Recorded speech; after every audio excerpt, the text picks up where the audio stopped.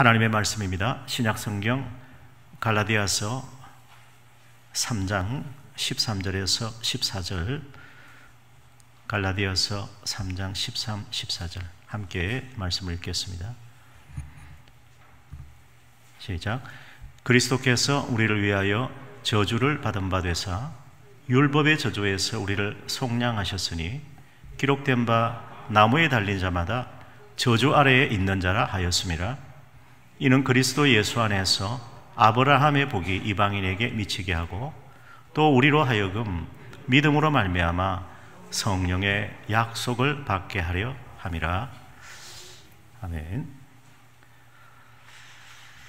우리 옆에 계신 분과 인사 한번 나누겠습니다. 예수님은 저주에서 축복으로 우리를 속량하셨습니다. 그렇게 합니다. 시작. 예수님은 저주에서 축복으로 우리를 속량하셨습니다. 속량이라는 말은 값을 지불하시고 사셨다, 그런 뜻입니다. 코로나가 장기화되면서 우리의 마음이 많이 식어진 것 같습니다. 그러나 오늘 예배자의 자리에 나오신 분들, 또 가정에서 사모하는 마음으로 기도하는 백성들에게는 하나님의 크신 위로와 소망이 충만하고 또 이 은혜와 축복이 우리 모든 성도와 우리 또 자녀들에게 임할 수 있도록 기도하시는 우리 모두가 되시기를 축원합니다. 보니까 아멘 소리도 작네요. 보세요. 여기 나오신 분들이 이러는데 지금 우리 오늘 하나님께서 함께 하셔서 우리의 모든 기도와 간구가 응답되고 하나님의 뜻이 이루어지기를 간절히 축복합니다. 한때 이 가게에 흐르는 저주를 이렇게 끊으라라는 그 이윤호 목사라는 분, 이분의 책이 한국교회에 큰 파장을 일으켰습니다. 이윤호 목사는 이분을 특별히 말하는 것은 아닙니다만은 이분의 사모님이 특이합니다. 주미혜 사모님인데 주기철 목사님의 손녀입니다. 주기철 목사는 아시죠? 그분의 친손녀예요. 굉장히 보수적이고 전통적일 것이다 생각할 수 있는데 좀 진보적입니다. 그래서 우리가 이 두 가지 질문이 가능한데, 자, 가게에 흐르는 저주를 이렇게 끊으라. 아마 이건 책 제목은 다 아실 겁니다. 그렇다면 우리가 던질 질문은 가게에 흐르는 이 어둠의 저주가 있는가라는 것입니다. 또 하나는 마귀의 저주가 신불신을 막론하고 가게에 흐르고 있는가라는 것이죠. 오늘 그 부분을 먼저 잠깐 살펴보려고 합니다. 마귀는 어두움의 세상 주관자입니다. 하늘에 있는 악의 영들이 마귀인 것입니다. 마귀의 정체입니다. 처음부터 거짓말하는 자고 속이는 자고 거짓의 아비가 마귀인 것입니다. 마귀가 누군가 알 필요가 있습니다. 마귀는 인간을 죄와 사망으로 파멸시키는 것입니다. 자, 사탄은 우리 성경에서 한번 따라합시다. 공중권세를 잡은 자. 이 정도는 우리 아셔야 됩니다. 기도를 하려면 사탄은 공중권세를 잡은 자다. 공중의 권세를 잡고 있다라는 것입니다. 사도 바울은 사탄을 일컬어서 광명의 천사로 가장한다 그랬습니다. 따라서 광명의 천사. 이게 다 이 사탄의 속성입니다. 그래서 불신자들은 지금 불순종의 아들 가운데 역사하는요, 이게 사탄이죠. 사탄의 지배를 받고 있는 것입니다. 사탄의 지배를 받고 있다면 사탄이 던지는 유혹과 그리고 거짓과 술책과 그리고 사탄이 던진 저주에 얼마든지 올무에 빠질 수가 있겠죠. 그래서 사도 베드로는 너희 대적 원수 마귀가 밤낮 두루 다니며 삼킬 자를 찾고 있다 그랬습니다. 이게 사탄이 지금도 활동하고 있는 일인 것입니다. 그러나 우리 하나님의 자녀는 성령의 인도로 살아가는 것입니다. 성령 안에서 예수 그리스도를 주로 고백하면서 성령 안에서 하나님을 아바 아버지라고 고백하는, 이것이 구원받은 성도의 특권이고 또 우리의 행복이라고 할 수가 있습니다. 아무나 하나님을 아버지라고 부를 수 있겠습니까? 하나님의 자녀만이 하나님을 아버지라고 성령 안에서 부를 수가 있고, 우리는 성령 안에서 예수 그리스도를 나의 구주라고 고백하게 되는 것입니다. 우리가 살아가면서 이 집안 내력이 있을 수 있습니다. 집안 내력이라고 하는 것. 그리고 가문의 유전적인 혈통도 있을 수가 있습니다. 부모의 습관이 자녀에게 전해지기도 합니다. 그리고 보고 듣고 말하는 그 부모의 영향력이 자녀에게 전수되기도 합니다. 닮지 않습니까? Like father, like son. 부전자전이라고 하는, 닮아가는 것입니다. 그런데 유전인자를 통해서 후손에게 죄가 이어진다라는 것, 그래서 가게에 그 죄가 흐르고 있다는 것과 축기 사역으로, 귀신을 쫓아내는 축기 사역으로 저주를 끊어야 한다라는 이른바 가계 치유로는 샤머니즘에 가깝다라는 것입니다. 조상들의 죄는 망령된 행실로 후손들에게 영향을 줄 수 있지만은 저주가, 죄가 자녀에게 유전되지는 않습니다. 죄에 대한 형벌은 당대에 끝납니다. 예수 그리스도를 믿고 십자가 보혈의 능력으로 죄 용서받아 구원받으면 더 이상 저주는 없습니다. 믿습니까, 여러분? 더 이상 저주는 없습니다. 이거 믿지 못하면 늘 푸닥거려야 됩니다. 잘 되면 자기 탓, 잘못되면 조상 탓이라고 말하는데 성경 말씀은 그렇게 말씀하지 않습니다. 말씀의 빛이 비춰지고 십자가 보혈이 강같이 흐르고 성령의 은혜가 충만한 가정은 가게에 흐르는 대물림의 저주는 없습니다. 이것이 예수님의 십자가와 부활의 복음의 능력인 것입니다. 악한 영에 미혹되어 죄를 짓고 우상과 귀신, 미신 숭배의 심판으로 형벌을 받는 것입니다.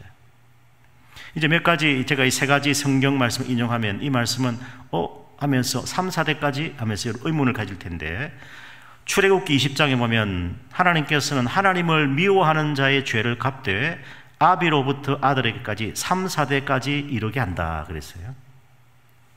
민수기 14장에는 아비의 죄악을 자식에게 갚아서 3, 4대까지 이르게 하리라. 예레미야 32장은 아비의 죄악을 그 후 자손의 품에 갚으시겠다 그랬습니다. 그런데 이것은 대물림의 저주가 아니라 청산되지 못한, 회개하지 못한 죄에 대한 형벌입니다.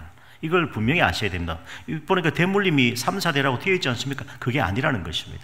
회개하지 않고 청산되지 못한 죄의 형벌이 전가된다, 그런 뜻입니다. 우리 인생은 인과응보 그리고 자업자득이 있습니다. 그리고 권선징악으로 갚으시는 하나님의 간섭하심이 있습니까? 있습니다.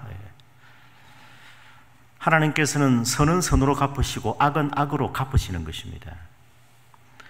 그래서 이 에스겔 당시에 이런 속담을 사람들이 말했습니다. 왜냐하면 에스겔 시대는 이스라엘 백성들이 지금 유다가 바벨론에 의해서 멸망당한 후에 그 에스겔은 그 바벨론 포로로 끌려가서 그 수많은 백성들이 질문하는, 왜 우리가 이 이방 땅에 포로로 끌려왔습니까? 물을 때 답을 해줘야 했던 그런 선지자였습니다. 그래서 이 에스겔 18장에 보면 또 여호와의 말씀이 내게 임하여 이르시되 너희가 이스라엘 땅에 관한 속담에 이르기를, 한번 따라합시다. 아버지가 신포도를 먹었으므로 그의 아들의 이가 시다고 하면 어찌 됨이냐. 자, 그 당시 속담인데 그 부모죄 때문에 우리가 여기 끌려왔다는 거죠. 그런데 잘 말씀을 보면 이 말씀의 뜻은 아들이 아버지처럼 신포도주를 먹지 않는 한 아들의 이가 시릴 수 없다라는 말이에요. 아버지가 여러분 신포도를 먹었다고 아들이 이가 시립니까? 아들도 신포도는 죄죠. 죄악이죠. 쓴뿌리죠. 우상숭배죠. 그 아들이 그 우상숭배와 죄악의 그 쓴뿌리를, 신포도를 먹을 때에 이가 시리게 되는 거예요. 이렇게 해석을 하는 것이 바른 성경의 해석입니다. 그런데 이제 그 책에는 보면 요걸 이제 좀 이렇게 잘못 오용을 하고 있습니다. 그래서 에스겔 18장 3절에 보면 주 여호와의 말씀이니라 해가지고 우리 3절 4절 같이 한번 시작. 주 여호와의 말씀이니라. 내가 나의 삶을 들고 맹세하노니 너희가 이스라엘 가운데에서 다시는 이 속담을 쓰지 못하게 되리라. 모든 영혼이 다 내게 속한지라.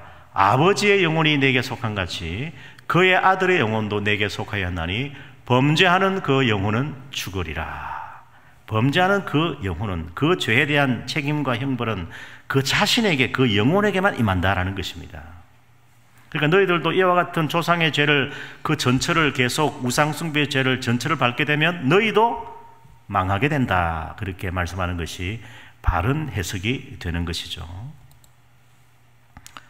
부모의 죄는 자손에게 대물림 되지 않습니다. 조상의 우상숭배 때문에 자녀들에게 저주가 흐르지 않습니다. 혹 불신자라면 몰라도 우리 그리스도인들은 더욱 그렇지 않다라는 것입니다. 하나님께서는 하나님을 사랑하고 언약의 말씀을 지키면 언제까지?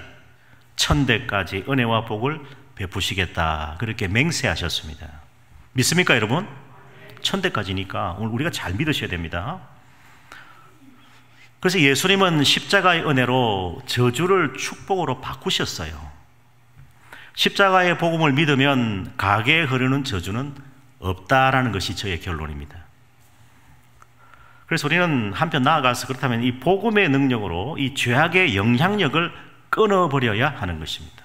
예를 들면 아버지가 알코올 중독자인데 그 아들이 알코올 중독자가 된 아들이 있고, 반면에 어떤 아들은 알코올 중독자를 치료하는 의사가 됐어요. 선택과 결단이 중요하다는 것입니다. 나도 아버지처럼 알코올 중독자가 될래. 그런데 어떤 아들은 아니야, 나는 알코올 중독자를 치료하는 의사가 돼야지라는 것입니다. 우리 각자에게 책임이 있다라는 것입니다. 가정에서 가문 대대로 내려오는, 여러분 그 가정에 우리 이전에 보면 그 가정에 이렇게 뭔가 어둠의 영이 활동하는 부분이 있습니다. 무슨 말이냐면 그 귀신에게 제사를 지내면 귀신들이 떠나지 않고 거기서 터줏대감 노릇을 하고 주인 노릇을 합니다. 저는 이제 신방을 하다 보면 그 가정을 위해서 기도를 하면 그 가정에 뭔가 어둠의 영이 있거나 그 전에 살았던 사람에게 악한 영의 활동이 있었다면 그게 밤에 저를 공격해요. 저는 대적하거든요. 뭐 그런 일을 최근에도 겪었습니다만은 항상 이를 기도하는 사람을 대적 공격합니다. 그럼 단호하게 뭐 꿈속에서라도 예수 그리스도 이름을 선포하면서 싸우면 물러가는 것입니다. 그래서 어둠의 영은 어떤 영역을 장악합니다. 지역을 장악합니다. 그걸 공중권세 잡은 자예요. 그리고 인격을 장악하면서 더러운 영향을 미치는 것입니다. 오늘 이 말씀이 참 중요한 말씀이에요. 여러분 잘 들으시면 신앙의 여러 의문들도 풀 수가 있습니다. 그래서 우리가 이 성령의 권능을 덧입고 담대한 믿음으로 마귀를 물리쳐야 됩니다. 왜냐하면 활동을 하고 있기 때문에.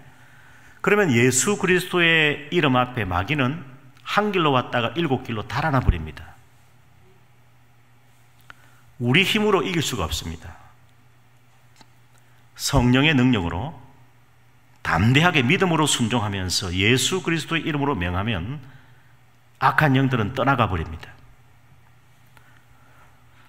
그래서 우리는 우상과 죄악을 십자가 보혈의 능력으로 물리쳐야 되고 예수님의 이름을 선포하며 악한 영을 대적해야 된다라는 것입니다. 결론적으로 가게에 흐르는 저주로는 성경적이 아니다라는 것입니다. 개인도 치유하지만 가정, 가게도, 가문도 치유하자. 그럴듯한데 그것은 좀 잘못되었다라는 것을 우리가 알 수가 있습니다. 자, 오늘 본문입니다. 이 사도 바울은 이렇게 말합니다. 한번 따라서 사람의 말을 믿지 마라. 여러분 사람 말 믿지 마세요. 성경 말씀을 믿으십시오. 예수 십자가의 은혜를 기억하십시오. 그리고 성령을 받으십시오. 율법의 행위로 구원받지 못하고 오직 믿음으로 구원받습니다. 이걸 바울이 갈라디아서 3장에서 전파하고 있습니다. 갈라디아 3장은 이렇게 시작합니다. 야단을 칩니다. 바울이 좀처럼 그렇게 하지 않거든요.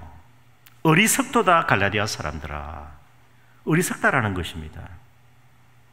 왜 사람의 새치 혀의 말에 썩느냐는 거죠.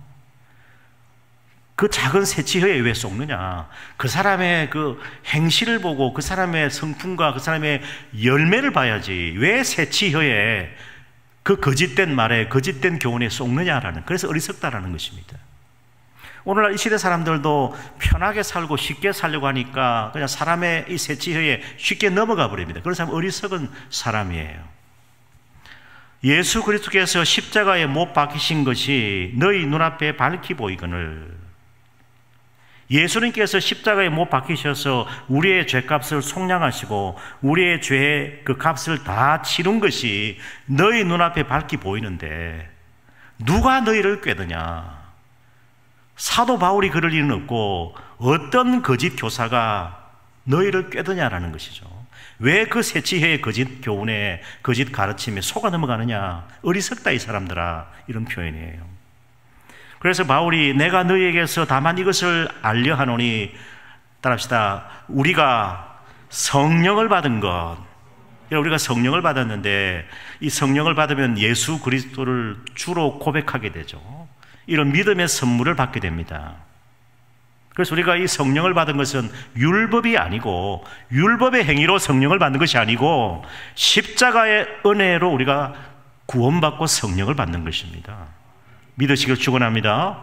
이것이 율법의 행위로냐 혹은 듣고 믿음으로냐? 우리가 믿음으로 성령 받는 거예요. 너희가 이같이 어리석으냐? 왜 인간의 새치혀에 속느냐? 왜 예수 그리스도의 십자가의 공로를 잊어버리고 너희의 행실과 율법의 행위로 구원받으려고 하느냐? 왜 처음에는 성령으로 시작했다가 왜 이제는 육체로 마치려고 하느냐? 믿음으로 시작했으면 믿음으로 마쳐야 되고, 우리가 성령의 은혜로 우리의 신앙을 시작했다면 성령의 은혜로 마쳐야 한다라는 것입니다. 왜 성령 받고 오직 믿음으로 구원받고 복음을 받은 너희가 다시 율법의 행위로 돌아가려고 하느냐라는 것입니다. 오늘 그런 모습들이 현대교회에 많이 일어나고 있다는 사실이죠. 그래서 행위 구원을 외치는 거예요. 그럼 속아 넘어갑니다. 어리석게도 말이죠. 자, 그래서 우리 예수님께서 십자가를 지심으로 죄인이 당할 저주를 대신 받으셨습니다. 믿으십니까? 아멘. 아멘 하면 잠이 달아납니다. 예수님을 믿고 회개한 주님의 자녀에게는 결코 정죄함이 없고 심판이 없습니다. 믿습니까, 여러분? 예수 그리스도 안에 회복과 치유가 있습니다. 예수님은 저주에서 축복으로, 사망에서 생명으로, 죄에서 의로 우리를 새로운 피조물로 변화시키는 구원의 능력이십니다. 우리 믿음은 그저 한 번 믿습니다라는 고백으로 온전해지는 것이 아니라 성령 안에서 우리의 믿음은 내 삶을 드리는 것이고 모든 것을 하나님께 맡기는 것이 믿음인 것입니다. 그래서 오늘 이제 말씀을 띄어서 이제 갈라디아 3장 10절부터 오늘 14절까지 살펴보면 3장 10절 보세요. 무릇 율법 행위에 속한 자들은 저주 아래 있다. 기록된 바 누구든지 율법책에 기록된 대로 모든 일을 항상 행하지 아니하는 자는 저주 아래에 있는 자라. 그러니까 우리는 율법의 행위를 다 지켜서 구원받을 수 없기 때문에 우리 역시도 저주 아래에 있었다라는 거예요. 11절 말씀 같이 하겠습니다. 시작. 또 하나님 앞에서 아무도 율법으로 말미암아 의롭게 되지 못할 것이 분명하니 이는 의인은 믿음으로 살리라 하였음이라. 이 말씀 믿으시죠? 율법으로 말미암아 의롭게 될 자가 없다. 우리는 다 율법으로 말미암아 의롭게 되지 못할 것이 너무나 분명하다라는 것이죠. 그래서 율법은 죄를 지적하고 정죄하지만 은혜는 예수 그리스도께로 우리를 인도하는 것입니다. 율법의 행위에 속한 자들은 지금도 다 저주 아래에 놓여 있습니다. 그런데 놀랍게도 구약의 백성들은 여러분 율법으로 구원받고 신약 백성들, 오늘 이 시대 성도들은 믿음으로 구원받는 것이 아니라는 것이죠. 모두 다 신구약의 모든 성도들, 오늘 이 시대 우리 하나님의 자녀들 모두 다 오직 믿음으로 의롭다함 받고 오직 믿음으로 구원받고 오직 믿음으로 살아가는 것입니다. 그러면요 저주는 없어요. 하나님의 복을 누리면서 살아가게 되는 것입니다. 12절 같이 함께 12절 시작. 율법은 믿음에서 난 것이 아니니 율법을 행하는 자는 그 가운데서 살리라 하였느니라. 이제 앞에 말씀했죠, 그죠? 율법을 행한 자는 내가 율법으로 말미암아 살아야지. 그런데 믿음은 믿음으로 말미암아 살아야지 이렇게 고백하는 거예요. 한 번 믿습니다가 아니고 계속해서 끊임없이 성령 안에서 우리의 믿음을 고백하는 거예요. 고백하는 거. 이게 예수 믿는 겁니다. 13절 시작. 그리스도께서 우리를 위하여 저주를 받은 바 되사 율법의 저주에서 우리를 속량하셨으니 기록된 바 나무에 달린 자마다 저주 아래에 있는 자라 하였습니다. 이 나무는 뭘 의미할까요?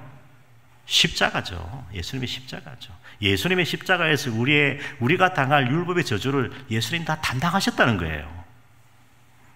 신명기 21장에 나무에 달린 자는 하나님께 저주를 받았습니다 그랬어요. 그래서 예수님은 우리가 받을 저주를 대신 담당하시고 그 십자가를 지시고 우리가 받을 저주를 다 받으시고 율법의 저주에서 우리를 해방시켜 주셨다라는 것입니다. 아멘. 율법이 믿음을 세우는 것이 아니라 은혜가 믿음을 세우는 것이다라는 것입니다.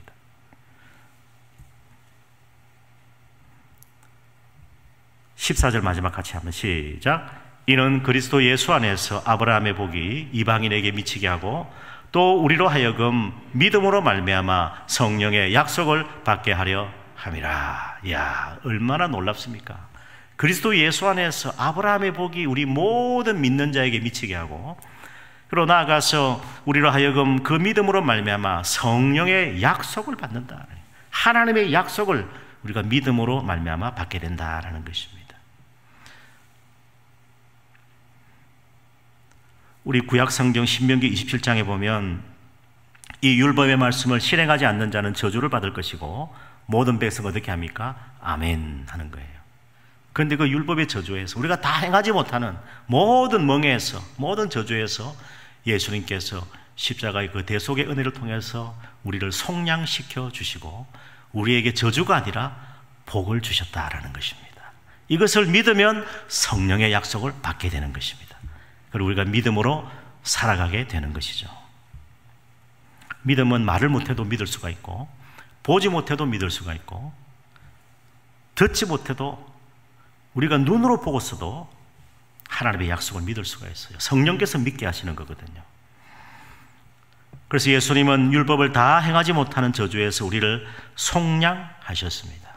예수 그리스도의 십자가와 부활의 복음은 그래서 가게에 흐르는 저주를 완전히 단절시킵니다. 믿습니까 여러분? 구원의 복음은 우리를 참된 자유자로 해방시킵니다. 천국 복음은 그리스도인이 당하는 환난을 통해서 천국을 소망하게 합니다. 그래서 천국 복음인 거예요. 자, 그렇다면 왜 예수님을 믿는데 우리가 세상에서 고난당하고 우환을 겪기도 하느냐는 거죠. 그런데 우리 사도 바울 로마서 8장에서 이렇게 말씀합니다. 같이 한번 읽겠습니다. 시작. 우리가 알거니와 하나님을 사랑하는 자 곧 그 뜻대로 부르심을 입은 자들에게는 모든 것이 합력하여 선을 이루시느니라. 고난당하고 우환이 우리에게 없을 수도 없습니다. 우리에게 희노애락이 있고 생로병사가 있습니다. 원치 않는 고통과 아픔이 있습니다. 상처도 있습니다. 원치 않는 병도 있습니다. 그렇지만 이 모든 것을 합하여 하나님께서 하나님을 사랑하는 자 곧 하나님의 뜻대로 부르심을 입은 우리 하나님의 자녀들에게는 모든 것이 합하여 선을 이루신다. 하나님께서 보시기에 좋게 하신다라는 것입니다. 그래서 우리의 가정이 그렇다면 저주를 복으로 바꾸는 복음의 능력 안에 거하려면 가장 먼저 우리가 해야 할 일은 따라합시다. 십자가 보혈의 은혜로 그 십자가 보혈의 은혜를 믿고 회개해야 됩니다. 예수님을 믿는다라는 것은 회개했다라는 말이에요. 그 십자가 은혜를 믿기 때문에 우리가 회개하고 그 회개했기 때문에 우리에게 믿음이 주어지는 것입니다. 선물로 주어집니다. 그 다음에 하나님을 따라서 날마다 가까이 해야 됩니다. 날마다 정말 우리가 born again 거듭난 그리스도인이 되려면 우리가 정말 거듭난 하나님의 자녀가 되려면 그렇습니다. 신자는 많죠 아직도. 그런데 정말 진정한 그리스도인으로 그리스도의 참된 제자로 거듭난 하나님의 자녀로 살아가려면 날마다 우리가 하나님께 가까이 해야 됩니다. 하나님을 가까이 하면 하나님도 우리를 가까이 하시는 거예요. 그리고 예배자로 따라합시다. 깨어 기도하자. 예배자로 깨어 기도하셔야 됩니다. 그리고 삶이 메마르지 않도록 믿음의 기도를 회복해야 하는 것입니다. 기도는 많은 핍박과 환난을 이기고 견디는 힘입니다. 그리고 더 이상 저주가 아니라 성령의 은혜와 구원의 축복 속에서 살아가야 하는 것입니다.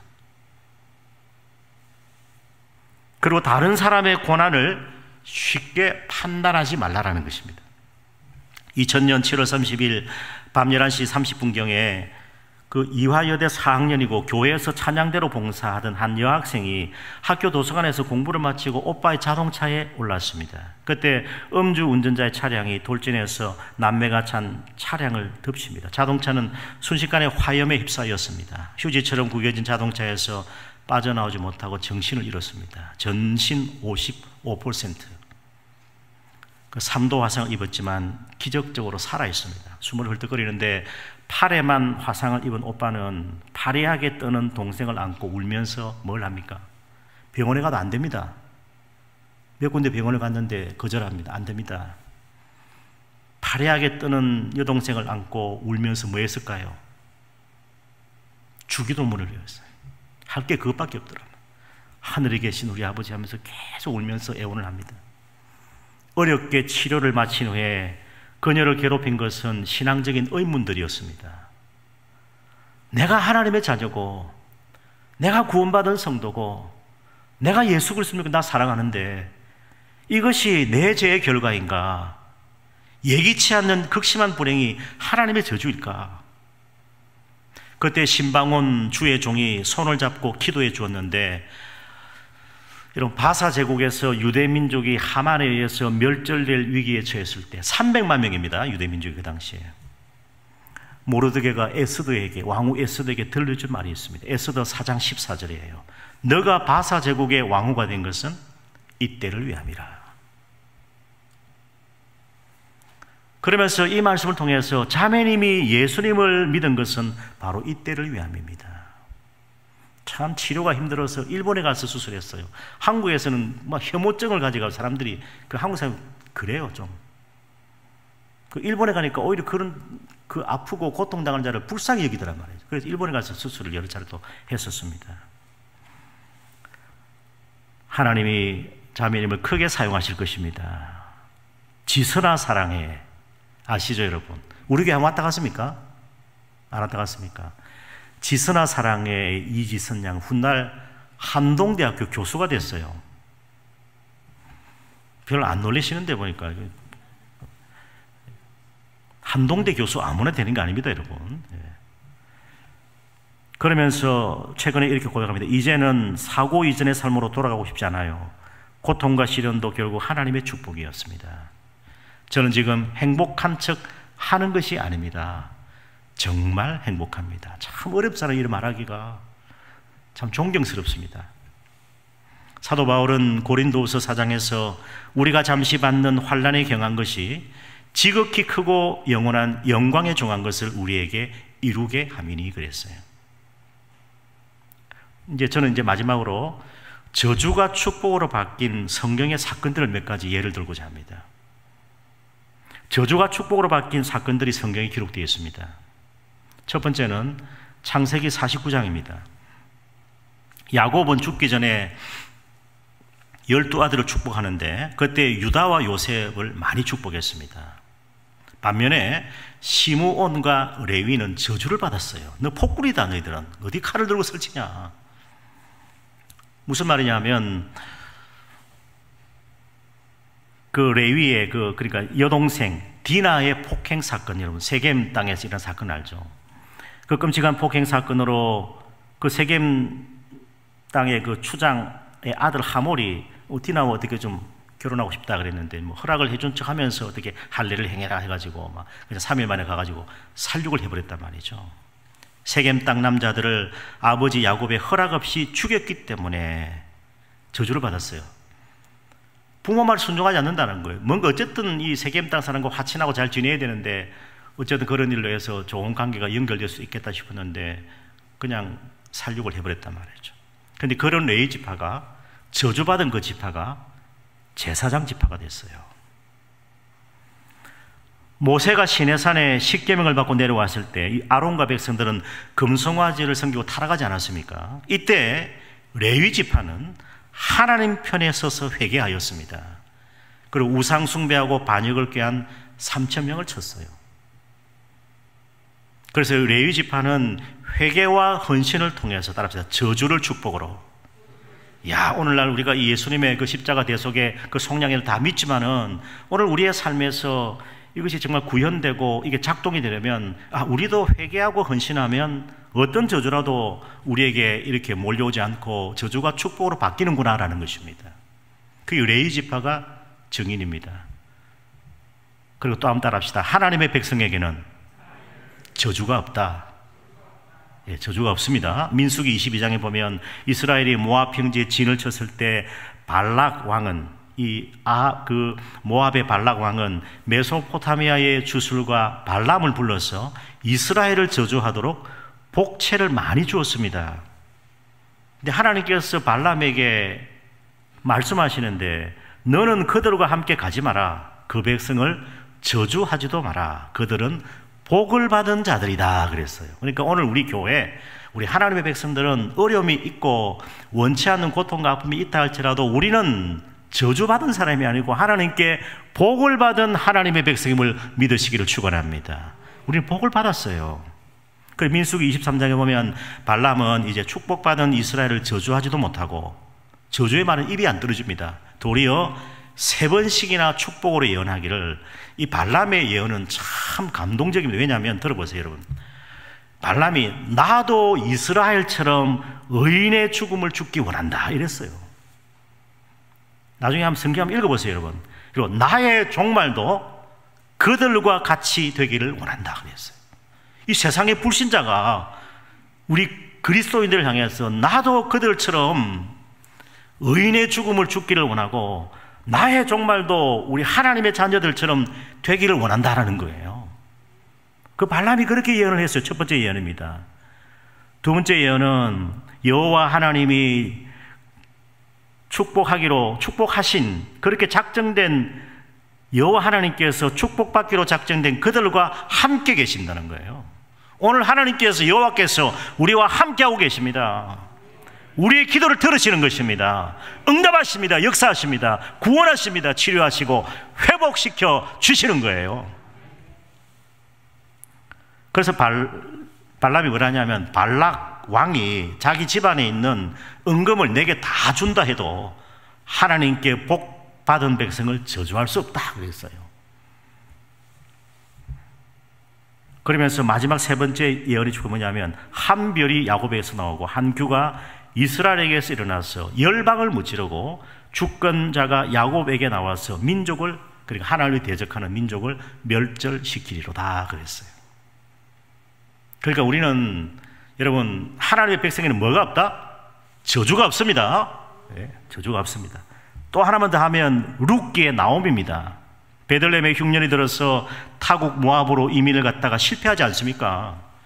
남편과 두 아들이 죽었습니다. 자부 룻과 고향으로 두 사람이 달랑 돌아왔는데 나오미는 기쁨이 상실되고 쓰디쓴 인생이었습니다. 모든 것 잃어버리고 기업도 없고 남편도 자식도 없고 늙은 나이에 기대할 것이 없었는데 복을 받을 자격이 없다라고 여겼습니다. 나는 불행한가라고 여겼습니다. 내가 저주를 받았는가라고 여겼는데, 그런데 누구를 만납니까? 친족 유력한 자 보아스를 만나도록 하나님께서 은혜를 베푸시니까 복을 받게 된 거예요. 사랑하는 여러분, 오늘 우리가 모든 것을 잃어버리고 아무것도 기대할 것이 없다 할지라도 우리가 예수님을 만나면, 예수 그리스도와 함께하면 어떤 형편에 처하든지 은혜와 복을 받게 되는 것입니다. 아멘. 먼저 주의 나라와 그 의를 구할 때 저주가 떠나가고 축복이 임하는데, 학개서를 보면 바벨론 포로에서 귀환한 유다 백성들은 무너진 성전을 건축하기 위해서 처음에는 의욕적으로 일하다가 방해에 부딪히고, 그래서 16년째 성전 재건이 방치되고 있었습니다. 그때 어떤 일이 일어나냐? 재해가 임하고 저주가 임하고 창고에 곡식 종자가 없고 포도나무, 무화과나무, 감람나무, 석류 열매가 없었습니다. 근데 학개 선지자가 백성들의 그 상실한 마음을 독려해서 다시 성전 지대를 쌓기 시작했을 때 하나님께서는 내가 오늘부터는 그랬어요. 내가 오늘부터는 너희에게 복을 내리겠다 그랬어요. 아멘. 우리 저주가 축복이 바뀌고 하나님의 그 영원한 언약의 복이 우리에게 정말 확실하게 구현되려면 먼저 주의 나라와 그 일을 구하는 여러분 되시기를 축원합니다. 마지막 한 가지, 누가복음 17장에 10명의 나병 환자들이 모여 있는데 그 중에 9명은 어디 사람? 유대인. 한 사람은 어디 사람? 사마리아 사람이었는데 이들이 예수님을 만나서 제사장에게 보여주기 위해 아직 안 나왔습니다. 가라 그랬는데 갔어요. 순종해서 가다가 보니까 나았어요. 나병에서 다 고침받았습니다. 그 중에 누가 돌아옵니까? 사마리아인 한 명만 돌아와서 예수님께 경배하며 하나님께 영광 돌렸습니다. 예수님은 다 10명이 다 고침받지 않았느냐, 나머지 9은 어디 있느냐 그랬어요. 그래서 오늘도 이 저주가 축복으로 정말 바뀌려면 따라합시다. 감사합니다. 감사는 저주를 축복으로 바꾸는 거예요. 감사의 기도, 감사의 찬양, 감사의 예배는 만일 저주가 우리에게 뭐 근처라도 얼씬거리다가도 감사하면 저주는 떠나가 버리는 것이에요. 감사하면. 감사가 너무 소중합니다. 하나님께서 이스라엘 구원하실 때 애굽에 내린 10번째 재앙이 뭡니까? 모든 장자를 치는 거 아닙니까? 그런데 믿음으로 이스라엘의 집 문설주와 좌우임방에 하나님의 어린 양의 피를 발랐을 때 어떻게 됐습니까? 죽음의 재앙과 저주가 넘어갔습니다. 6월절이죠. 예수님은 우리의 치료자가 되십니다. 예수님은 우리의 삶을 회복시켜 주십니다. 예수님은 십자가 보혈의 능력으로 모든 저주와 형벌을 해결하셨습니다. 단번에 영원토록. 한번 따라합시다. 단번에 영원토록입니다. 영원토록. 그래서 우리를 어둠에서 빛으로, 죄와 사망에서 의와 생명으로 옮겨 주셨습니다. 주님은 우리의 아픔과 상처를 치유하십니다. 저주와 두려움을 축복과 평안으로 바꾸어 주십니다. 믿으시면 아멘 하시겠습니다. 사랑하는 여러분, 예수 그리스도 안에 있는 이 놀라운 은혜와 평강으로 충만해서 이 밤에 함께 뜨겁게 기도하는 우리 모두가 되시기를 축원합니다.